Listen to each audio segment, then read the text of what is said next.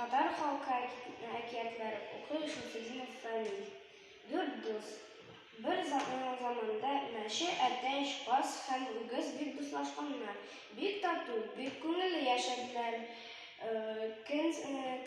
Көз җиткән, мәче эшли башлаган. Шуңа күрә ул әтәчкә: «Салкын җитә, әйдә, өй салыйк» дигән. Әтәч: «Нигә ул өй? Мин лапас башыннан лапас башына йөрим» дигән. Шуннан соң мәче казга: «Каз, дускай, салкын башлана бит, әйдә, өй салыйк» дигән. Каз: «Мин ишек төбенә йөрим, нигә ул өйнең?» дигән.